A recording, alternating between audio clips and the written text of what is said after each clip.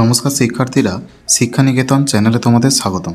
শিক্ষার্থীরা, উচ্চ মাধ্যমিক 2024-25 এবিটিএ টেস্ট পেপার থেকে ইতিহাস, রাষ্ট্রবিজ্ঞান, বাংলা, শিক্ষাবিজ্ঞান সহ বিভিন্ন বিষয়ের প্রশ্নোত্তর আমরা সলভ করব ভিডিওর মাধ্যমে।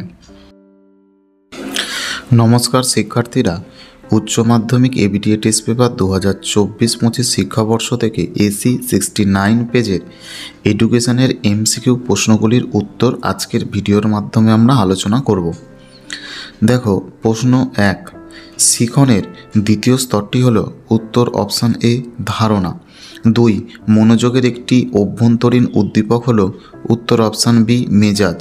3, প্যাভলভের শিখন তত্ত্বে প্রাচীন অনুবর্তনকে বলা হয় উত্তর অপশান বি এস টাইপ।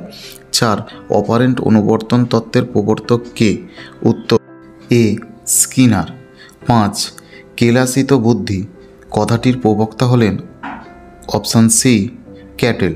6, থার্স্টনের বহু উপাদান তত্ত্বে এম বলতে বোঝানো হয় অপশান বি স্মৃতি। 7, 6, 8, 14, 6, 10, 7, 6, 8 এই স্কোরগুলির ভূইষ্ঠক হল উত্তর অপশান সি 6। 8, কেন্দ্রীয় প্রবণতা নির্ণয়ের সবচেয়ে দ্রুত গতির পদ্ধতি হল উত্তর অপশান ডি মিডিয়ান। 9, 30 থেকে 39-এর মধ্যবিন্দু হল উত্তর অপশান সি 34.5। 10, শিক্ষাকে যুগ্ম তালিকাভুক্ত করা হয় সংবিধানের কোন সংশোধনীতে? উত্তর অপশান বি 42তম।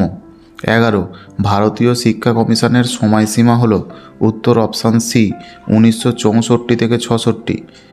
12, মুদালিয়ার কমিশন গঠিত হয় উত্তর অপশান ডি 1952 খ্রিস্টাব্দে। 13, রামমূর্তি কমিটি গঠিত হয় উত্তর অপশান সি 1990 সালে। 14, জনার্দন রেড্ডি কমিটি গঠিত হয় উত্তর অপশান বি 1992 সালে। 15, বহুমুখী বিদ্যালয়ের কথা কোন কমিশনে উল্লেখ আছে? উত্তর অপশান সি মুদালিয়ার।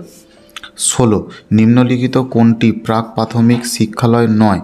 উত্তর অপশান বি নিম্ন বুনিয়াদী স্কুল। 17, বিদ্যালয় স্তরে পাঠ্যক্রম রচনা করে উত্তর অপশান এ এনসিইআরটি।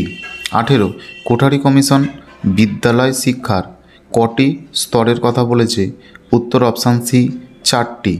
19, ব্রেইল পদ্ধতি চালু হয় উত্তর অপশান ডি 1829 সালে। 20, অ্যাক্টেভ ব্যান্ড নামক যন্ত্রটির সাহায্যে কি পরিমাপ করা হয়? উত্তর অপশান ডি বধিরত্ব।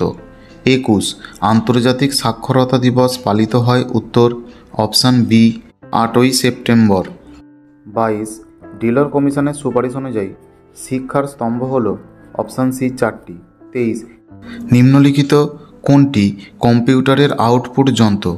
উত্তর অপশান সি প্রিন্টার। 24, কম্পিউটারের অস্থায়ী প্রাথমিক স্মৃতিকেন্দ্র হল উত্তর অপশান বি র্যাম।